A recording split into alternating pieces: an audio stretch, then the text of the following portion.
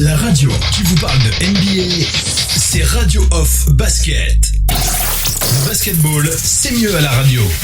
As I dribble down the court and my head is up and always on a swivel, I never predetermine a move. I never come down and say, I'm going to cross over right to left now, and then hesitation, and then no. Like, I come down and it's all off basketball instinct. It's all off whatever the defender in front of me does and whatever the weak side does.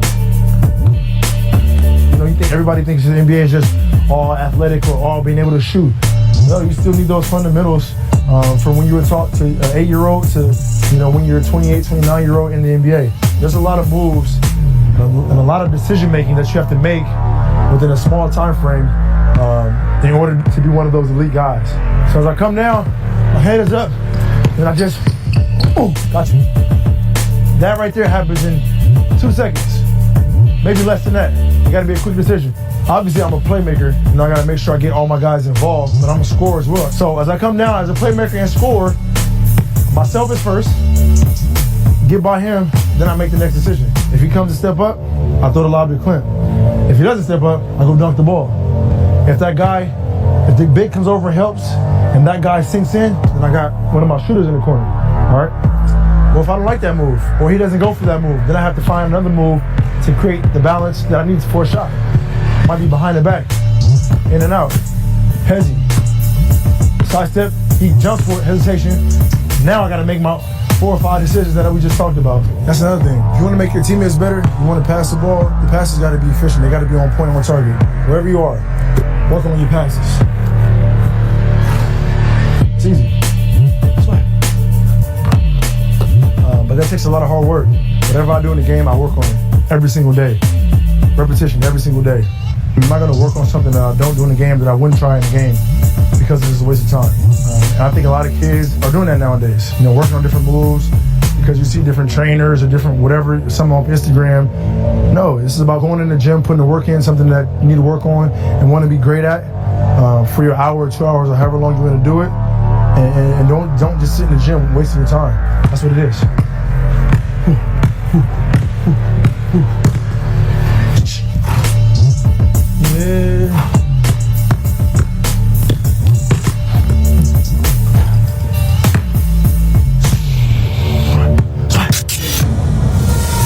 La radio qui vous parle de NBA, c'est Radio Off Basket. Le basketball, c'est mieux à la radio. La radio qui vous parle de NBA, c'est Radio Off Basket. Le basketball, c'est mieux à la radio. And there is the man of the hour in probably the most anticipated debut of any first-year athlete in any sport. LeBron James will put it on the floor for the first time in a regular season game tonight. Bounce pass to LeBron. Milestone for LeBron James, youngest player ever to reach 10,000 career points. LeBron with a pull-up. James hit it. The youngest in NBA history with 20,000 career points. Congratulations on 20,000.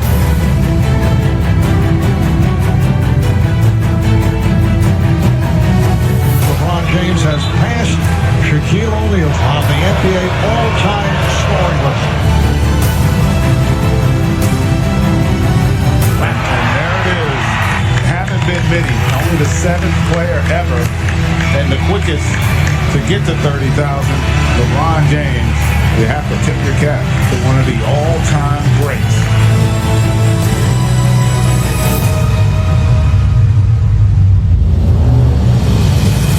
LeBron one-on-one with Cunningham, pulls up and hits it. And that's it. He has passed Dirk Nowitzki now on the all-time scoring list. 6th all-time. LeBron, here he goes into the lane.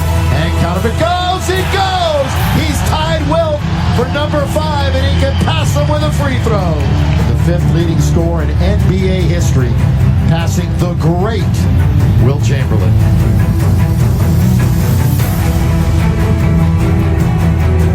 Ladies and gentlemen, another historic night here at Staples Center.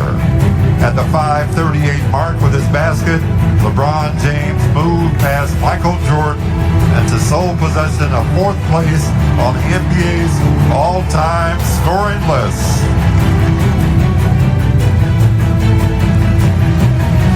Congratulations, number 23, LeBron. La radio qui vous parle de NBA, c'est Radio Off Basket. Le basketball, c'est mieux à la radio.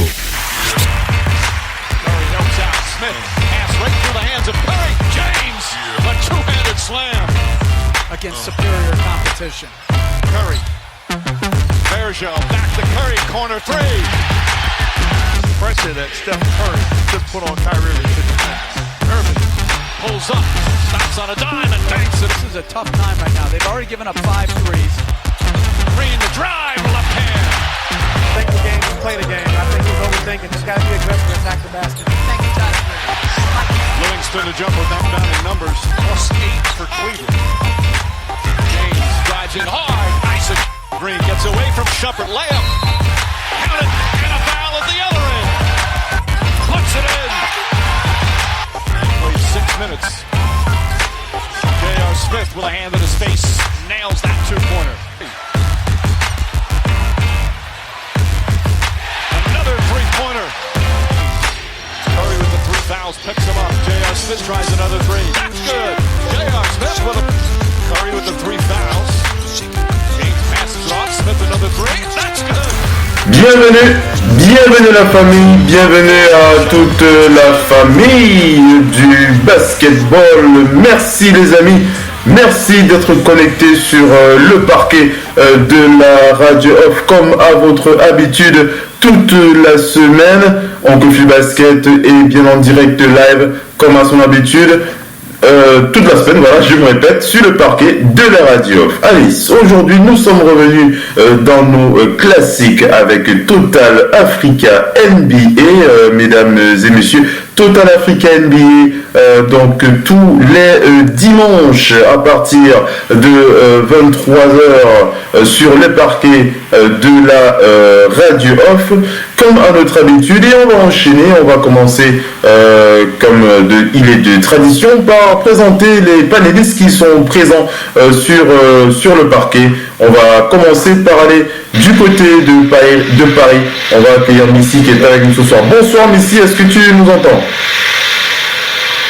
Oui.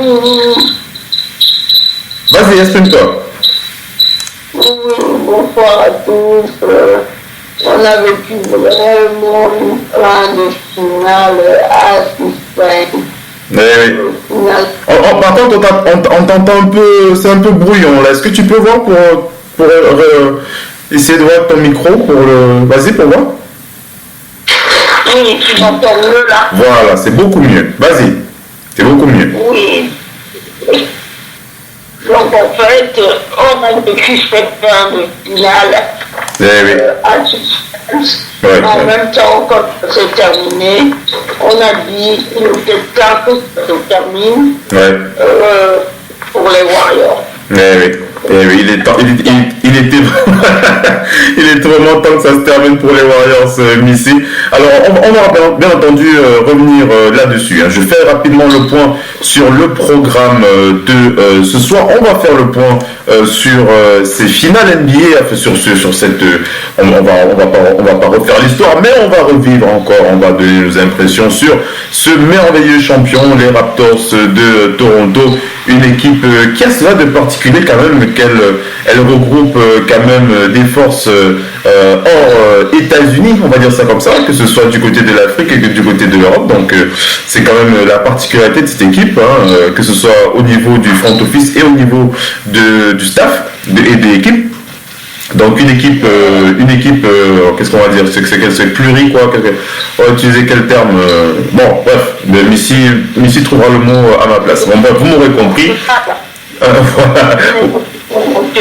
Voilà. Donc on va faire le point sur cette belle équipe des Raptors de Toronto. On va se poser la question, est-ce que les Raptors de Toronto peuvent rééditer cet exploit? Est-ce qu'ils peuvent faire le back-to-back? On va se poser la question. Mais surtout, puisque le thème de Total Africa NBA, c'est que l'histoire fut belle, mesdames et messieurs, pour les Raptors, pour les Africains pour les Camerounais. Voilà, on est dans Total Africa NBA et on va vraiment revenir sur la particularité de cette saison et quelle fut belle cette histoire avec les Raptors, avec les Africains, avec les Camerounais en particulier par l'intermédiaire de ce titre. Et aussi, on va bien entendu penser au numéro 43, Pascal Siakam, qui rentre dans la légende de l'histoire des meilleurs joueurs de basket camerounais, on va dire ça comme ça. Et dans la deuxième partie de ce talk show, on va faire le point sur l'actualité chaude qui se déroule du côté de LA avec l'union enfin entre Anthony Davis et LeBron James. Mais c'est qui rigole. On va, je sais pas si on va fêter cette union, mais on va en tout cas la partager avec vous. Voilà. Et tu dis qui ne la pète pas et qui souhaite de couler sur Twitter. Oui. Et dans la troisième partie de cette émission, on va faire le point sur quelques news, surtout du côté de l'Afrique. On ira rendre visite à Salah Mejri, le pivot tunisien. On ira aussi du côté, on va se poser la question sur comment va notre cher compatriote Luc Mbamouté. Luc Mbamouté aussi, on va en parler un petit peu ce soir. Et aussi, on parlera aussi du Suisse Clint Capella qui est dans des rumeurs de transfert très très intense en ce moment avec les Raptors. On reviendra sur Giannis aussi. Giannis qui fait partie d'un article qui est dans un article très intéressant publié par le média immigrant.net et bien entendu d'autres news, des news et encore des news sur le parquet de la radio. On parlera aussi de Don Maker, mais aussi d'autres news concernant la NBA. Voilà comment ça va se passer sur le parquet de la radio off. On a aussi le doc ONP qui est avec nous. Est-ce que le doc m'entend? Allô le doc? Oui, bonsoir tout le monde, j'espère que vous allez bien. Bonsoir le doc, merci d'être avec nous sur le parquet de la radio. Nous allons bien et toi, comment vas-tu en ce dimanche? Oui, ça peut aller, hein. Fin de semaine fatigante, mais ça peut aller, ça fait toujours plaisir de faire un tour sur le parquet. Voilà, merci le doc d'être avec nous, ça fait extrêmement plaisir. Allez les amis, sans plus tarder, on va enchaîner avec la suite du talk show. On va passer à cette page, on va revenir sur cette belle histoire des Raptors de Toronto, cette belle histoire de Pascal Siakam, cette belle histoire de ces Africains, Serge Ibaka, cette belle histoire aussi du côté de l'Europe avec Marc Gasol, mesdames et messieurs. Marc Gasol qui a enfin son titre, il peut enfin le montrer à son frère Marc Gasol. Les deux sont champions, voilà, il peut enfin le montrer à son frère. Tu vois, moi aussi j'ai un titre NBA, voilà, c'est bon, Marc Gasol qui a enfin son titre. Voilà, allez, restez bien connectés, on enchaîne avec la suite du talk show. On attaque cette belle histoire avec les Raptors de Toronto. Tout de suite. La radio qui vous parle de NBA, c'est Radio Off Basket. Le basketball, c'est mieux à la radio. La radio qui vous parle de NBA, c'est Radio Off Basket. Le basketball, c'est mieux à la radio. With the first pick to Team LeBron, I am going with Kevin Durant. With the first pick, Team Giannis, I'm going to go with Steph Curry. The second pick for Team LeBron, I'm going to go with Kyrie Irving. So with my second pick, I'm going to go with Joel Embiid. Big man. Wow. With the third pick, Team LeBron, I'm going to go with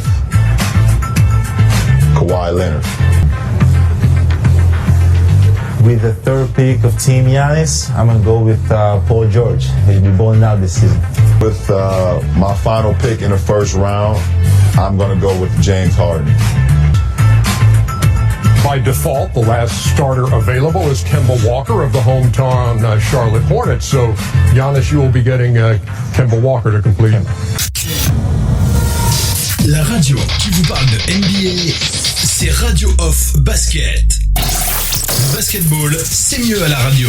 So understand, I mean, some of you got 5 attempts and you shouldn't have 5 attempts.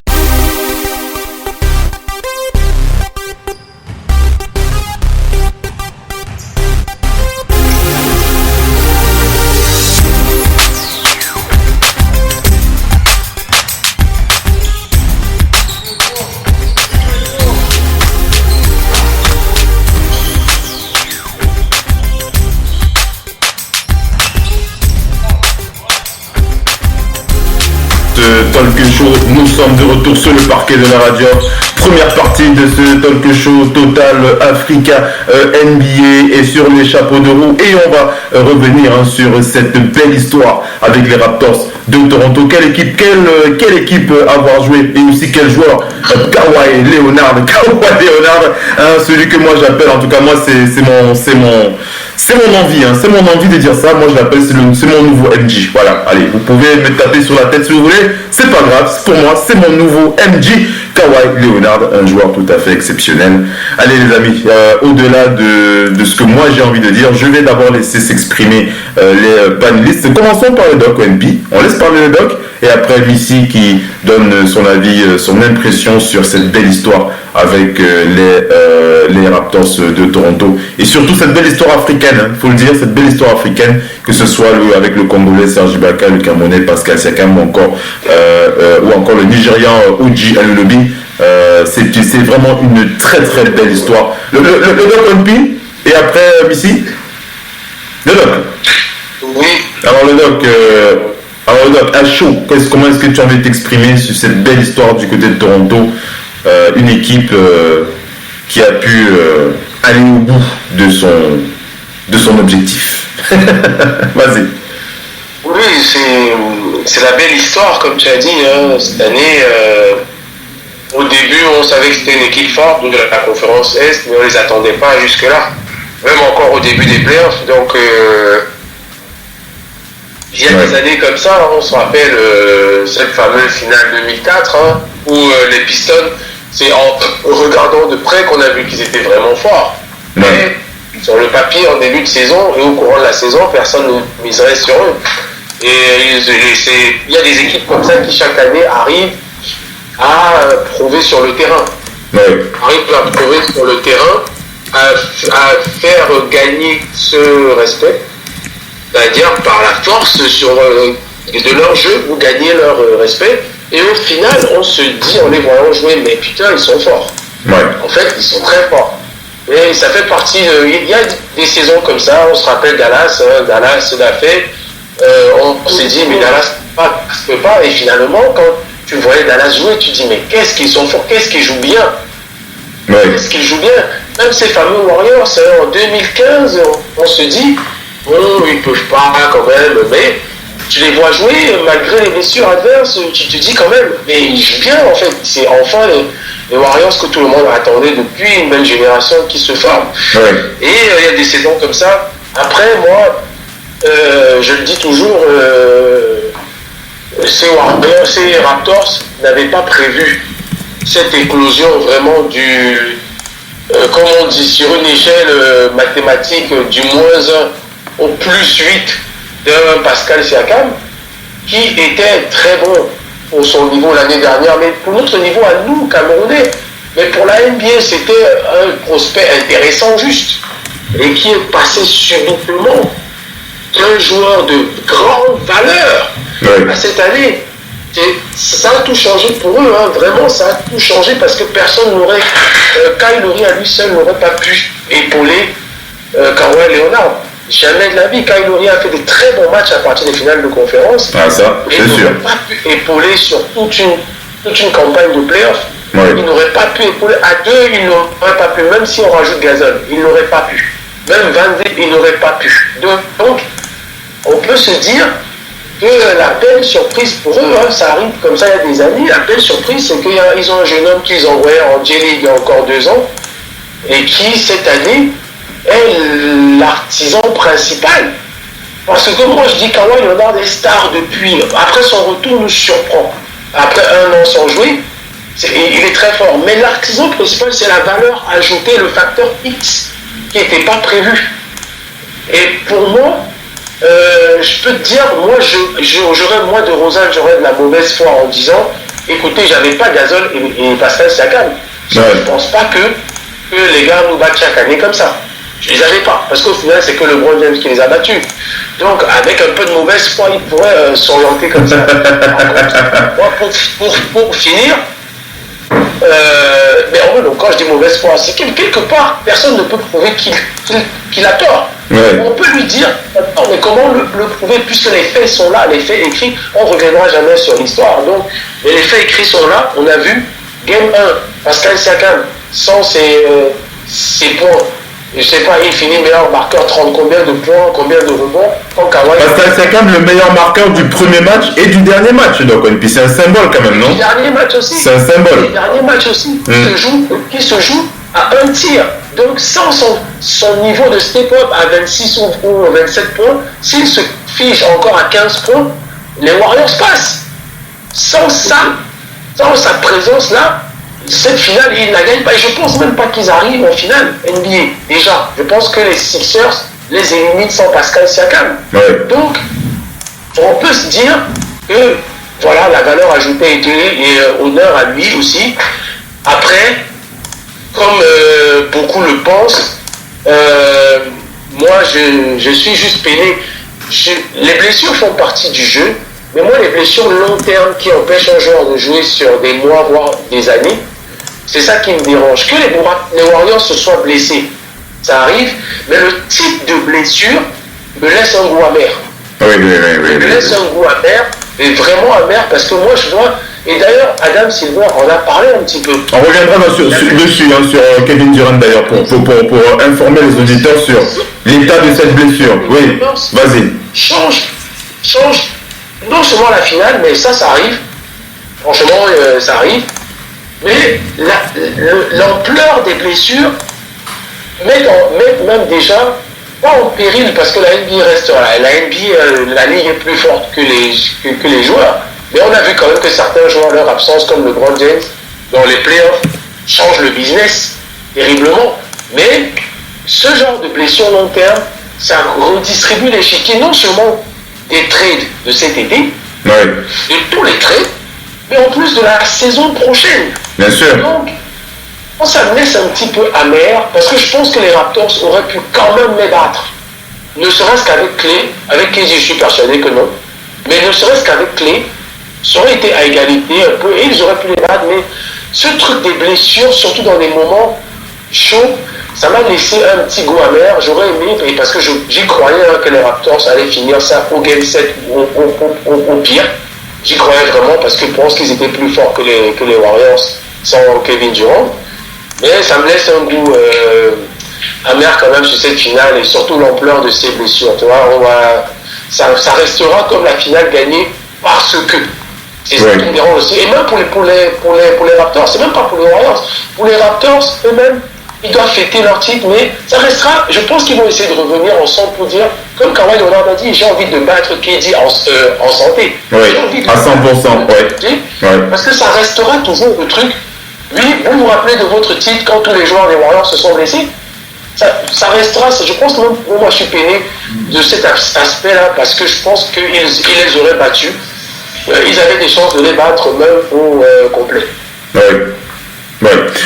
Missy, vas-y, exprime-toi sur la question. Qu'est-ce que tu as envie de dire sur cette merveille, cette belle histoire des Raptors de Toronto, cette belle histoire africaine, cette belle histoire aussi avec Marc Gasol qui en quittant les Grizzlies, je suis pas certain qu'il voyait un trophée au bout, mais bon. Pour la belle histoire africaine, on repart pas. Ouais. Pour la belle histoire africaine, on repart. On t'entend pas bien, essaye de voir pour te déplacer au bout des... Oui, vas-y. Non, pas du tout, pas assez là. Essaye de voir avec ton micro. Vas-y. On m'entend mieux là. Oui, là c'est clair, c'est limpide. Vas-y. Je dis pour la belle histoire africaine, on repartira. C'était espagnol, Adenobi c'est un anglais, Ujiri Masai c'est un anglais. Peut-être la belle histoire africaine, c'est parce qu'elle et Serge Ibaka aussi. Serge Ibaka n'est pas congolais. Parce qu'il est espagnol de naturalisation, tu veux dire. On sait bien que... mais Serge Ibaka a toujours réclamé ses origines congolaises quand même. qu'on compare avec les autres. Mais bon, c'est ton avis, tu as le droit de le donner, il n'y a pas de souci. Vas-y. À un moment donné, il faut quand même reconnaître à ces pays-là qui leur ont donné la chance et l'opportunité de réclamer aussi que c'est leur personne. Oui. C'est comme Giannis, par exemple. Giannis, c'est la Grèce qui... C'est la Grèce qui... Mais encore, je trouve que c'est différent parce que Ibaka, les Espagnols lui ont vraiment donné ça parce qu'il a fait une pige là-bas. Il n'a rien, il parlait même pas espagnol. Il a fait une pige. C'est comme si Siakam était venu genre prober ici, on lui disait tu peux être français. Et Ibaka n'a vraiment rien avec l'Espagne. Ils ont profité de son passage. Ils n'ont même pas formé ce mec. Alors que Giannis, lui, il a grandi en Grèce. En Grèce, oui. Ce qui le voit un peu de différence. Ibaka, pour moi, il n'a rien d'espagnol, vraiment. Vas-y, Missy. Tu peux le voir comme ça. Ne pas croire qu'ils nous ont donné une opportunité. Bref, ce que je veux exprimer, Kawhi Leonard et Siakam, c'est quand même le duo le prolifique depuis MJ et Stephen. Oui. Alors, Missy? Oui, vas-y. Oui. Vas-y. Donc, ce que moi je veux saluer, c'est quand même que les Raptors sont faits du boulot. Oui. Ils ont pu faire ce boulot. Ça a très bien marché. Oui. Parce que quand vous n'avez que Steph Curry à garder, vous n'avez pas Kevin Durant dans les parages. Le boulot se fait d'autant plus facilement défensivement. Je pense que c'est défensivement, en empêchant Steph Curry de prendre les tirs tout le temps. Oui. C'est là où ils ont fait du boulot. Maintenant, ce que n'avaient pas les Raptors la dernière, c'est quand même 20 points qui sont tombés quasiment à chaque match. Et puis, il faut bien le dire, Pascal Siakam a été bien meilleur au playoff qu'il ne l'a été en saison régulière. En saison régulière, il doit tourner à 16 points. En playoff, il est à près de 9 points. Donc, c'est colossal, on ne pas compte. Normalement, en playoff, justement, on voit ces statistiques diminuer. Lui, ça n'a pas été le cas. Et puis, c'est la combativité aussi qu'on a vu sur Kyle Lowry. Kyle Lowry a été dans les bons coups, il a fait les bonnes là-dessus. Il a mis à ses coéquipiers dans le tir. Et puis, le Fred VanVleet aussi, pour le dernier match, le 22 points, il a scoré plus de 22 points, je crois. Ça ne se joue pas sur les premiers couteaux, ça se joue sur les seconds couteaux. C'est pas les Kawhi Leonard qui vous font gagner les playoffs, même s'ils l'ont vécu. Parce que quand les points assurés, vous savez quand vous démarrez avec Kawhi Leonard, il va scorer entre 20 et autour de 30 points tous les playoffs. Mais il vous faut les compléments. Les compléments sont tombés bien dans cette équipe. Et nous, ici à Olympique, qu'est-ce qu'on a dit par rapport aux Warriors? On a observé les Warriors durant toute la saison régulière. On a dit les Warriors, ils ont un problème de banc. C'est ce qu'on avait dit. Les Warriors n'avaient pas le banc. Quand vous n'avez pas le banc, vous êtes obligé d'exiger beaucoup de vos stars qui multiplient les points. Et quand vos stars jouent trop, il y a le manque de vigilance, il y a les blessures. Tout le monde est en train de tomber sur Steph Curry. Mais Steph Curry, il ne faut pas plus. Il a été bien gardé, il ne peut pas faire grand-chose de plus. Lui, il n'est pas clutch, mais n'attendez pas de Steph Curry d'être clutch. Dans une équipe, attendez-lui qu'il fasse son travail, score ses points. Mais de toute façon, ce qu'on a bien compris avec ce fameux souci, c'est que Clay s'est blessé. Au moment où Clay se blesse, on se dit il n'y a aucune chance. Et puis il y a cette phrase que Clay prononce devant Steve. Il dit coach, il n'y a que 2 minutes, laisse-moi jouer. Il ne sait même pas quel est l'état de la blessure. quand il vient tirer le lancer franc, c'est Steve Kerr qui dit non, tu ne joues pas. Son intégrité est déjà là, menacée, il dit tu ne joues pas. Je pense qu'ils ont perdu plus qu'un titre. C'est pas un titre qu'ils ont perdu. Ils ont perdu déjà 2 joueurs et ça c'est beaucoup pour eux. L'addition est extrêmement lourde pour les Warriors. Ouais. Alors, 2 points. Bah, vas-y, va ta conclusion ici, après on va enchaîner. J'aimerais qu'on attaque 2 points avant de passer à la pub. Vas-y. C'est extrêmement salé pour eux. Critique sur le front office des Warriors et sur le médecin des Warriors et tout ça. Mais ce qu'il faut dire, c'est que les Warriors ont quand même disputé 5 finales. Ça veut dire qu'en 5 finales, ils ont fait chaque saison plus d'une centaine de matchs. Ça, c'est énorme. Alors, attaquons les 2 points rapidement. On va commencer par faire réagir le doc ONP là-dessus. Le doc ONP. Le doc. Alors, le doc, il y a 2 choses sur lesquelles j'aimerais qu'on partage. 2 éléments que j'aimerais, 2 dossiers, enfin 2 options, 2 points de vue. Bref, 2 éléments qu'on va partager avec les auditeurs. Le premier, c'est, il faut le dire, les Warriors qui ont véritablement sacrifié leur corps, on va dire ça comme ça. Il faut le dire, ils ont véritablement sacrifié leur corps. Et je pense que ce sacrifice, au-delà de, quand je parle de sacrifice, je parle de la blessure de tous ces joueurs clés, Klay Thompson, Kevin Durant, Andre Iguodala, etc., DeMarcus Cousins. Je pense que ces blessures vont laisser des traces pour la suite de la saison. Mais au-delà des blessures, il y a quand même le cas Kevin Durant. Le cas Kevin Durant qui a cela de particulier. Je ne sais pas si les auditeurs, si les fans s'en rendent compte, mais Kevin Durant a quand même la blessure de Kevin Durant est quand même très très grave.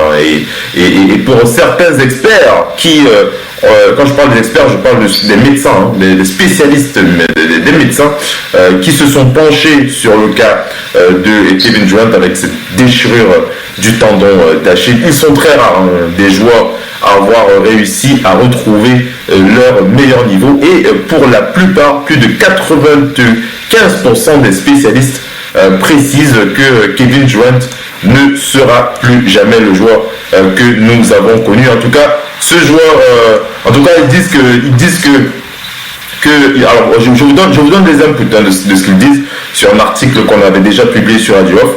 C'est que ils disent qu'il est difficile, il est très difficile de revenir à un niveau de jeu élite avec ce type de blessure. Certes, Kevin Durant aura toujours les compétences, le talent d'un arrière, mais si on suit ce qu'il s'est passé dans l'histoire de ceux qui ont eu ce type de blessure, il sera probablement un peu moins vif, il sera un peu moins explosif, il sera beaucoup plus limité sur le plan latéral. Cette érosion se produisait même sans la blessure, puisqu'on rappelle que Kevin Durant approche déjà la trentaine. Ils disent la blessure cette déchirure du tendon d'Achille a accéléré le processus.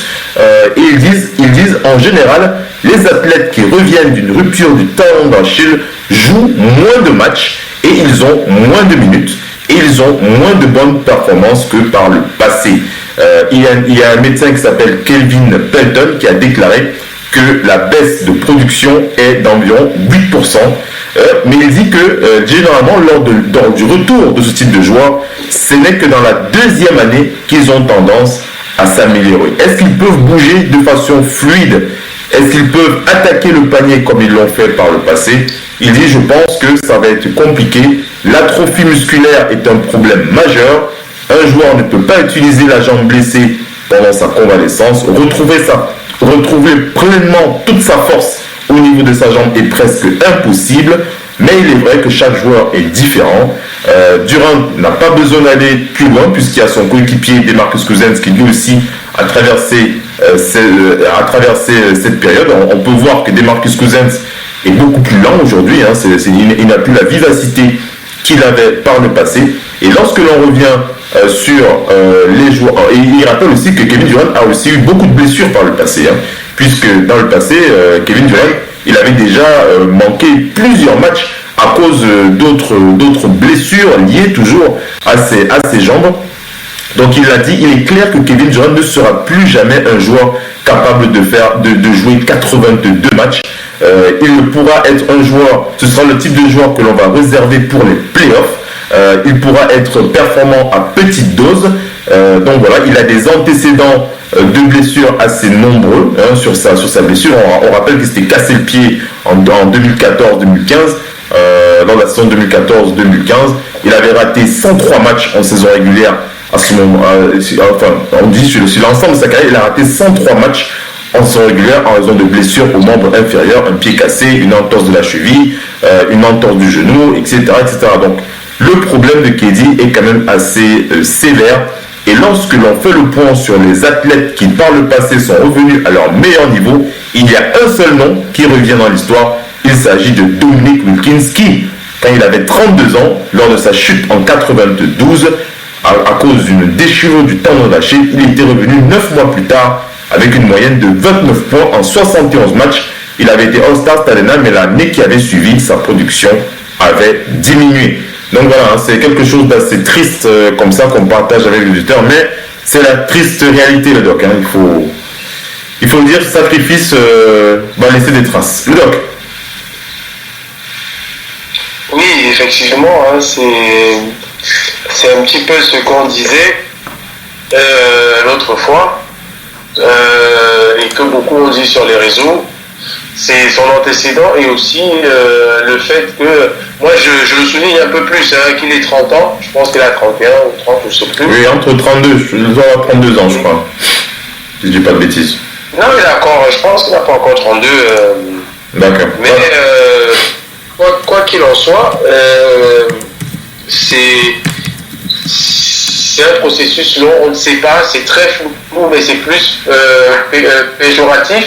C'est-à-dire que c'est plus négatif dans le sens où comment penser que avec tout ce qui a les autres blessures dans le passé, lui, ce soit différent. Pourquoi pas? Parce que je me dis, son seul espoir, c'est qu'il n'a jamais été un joueur vraiment explosif. Oui. Et que son seul truc d'appui, c'est vrai qu'il atterrit sur une jambe à la Dirk Nowitzki sur son fadeaway. Oui. Mais il n'a pas des accélérations fulgurantes. Lui, il décale sur le côté et c'est un petit jump shoot. Et comme il a des très longs bras, c'est très difficile de le contrer.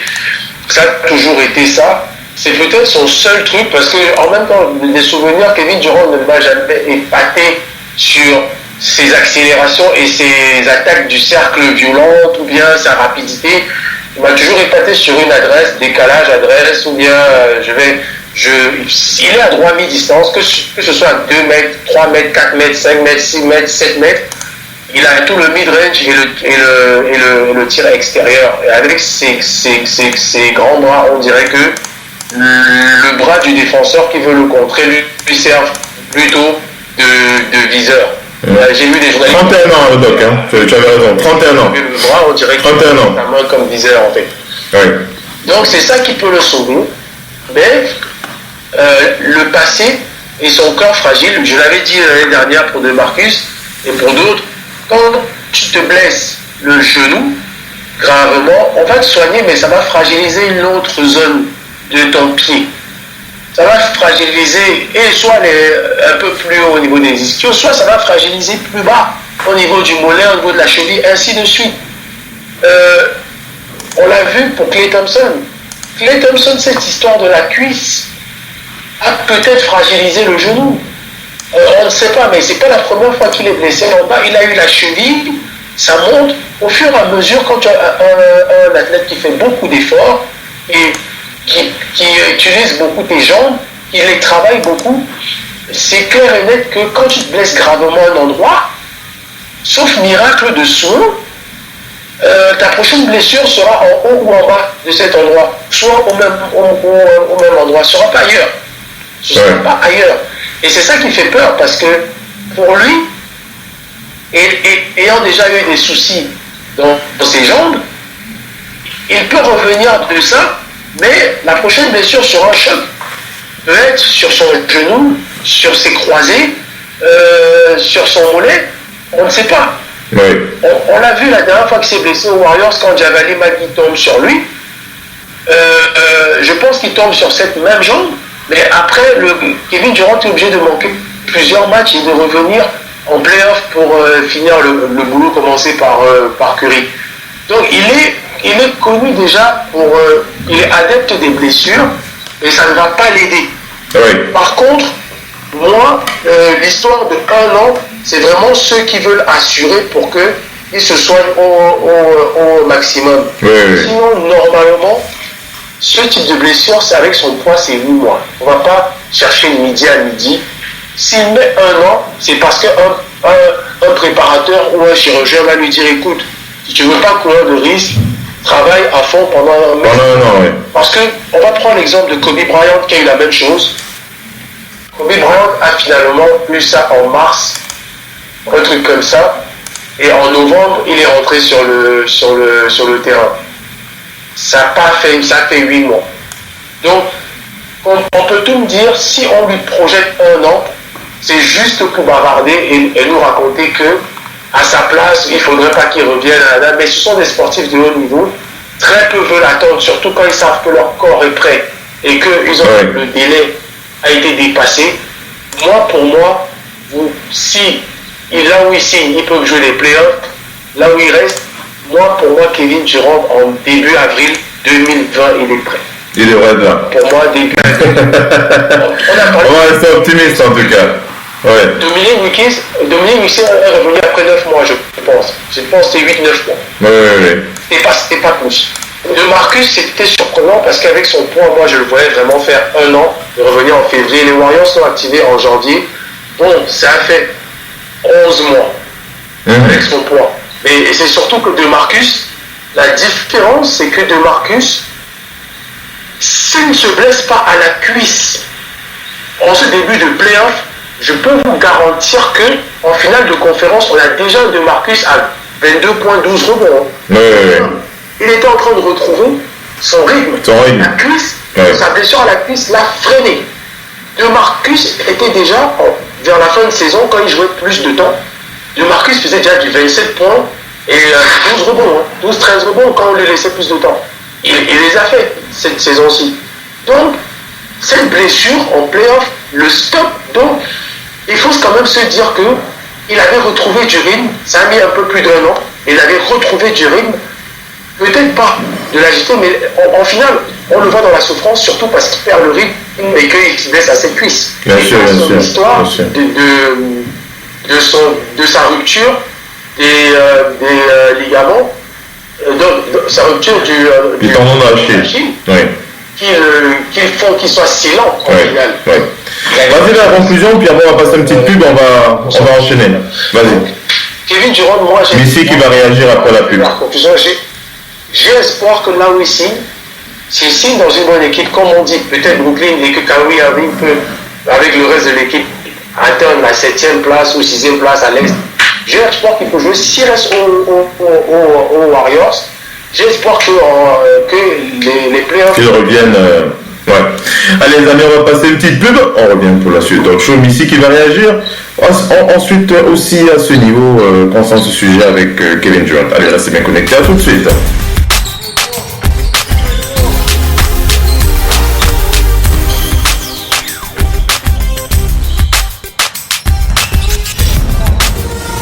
La radio qui vous parle de NBA, c'est Radio Off Basket. Le basketball, c'est mieux à la radio. Nobody can believe where I started from.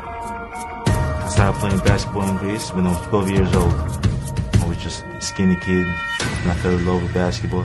The first day I started the basketball, I saw him reach the NBA, and I make it. This kid has as much upside as anybody in this draft. I came here by myself. It was tough. Maybe 15 years, 20 years, maybe my numbers of the next career.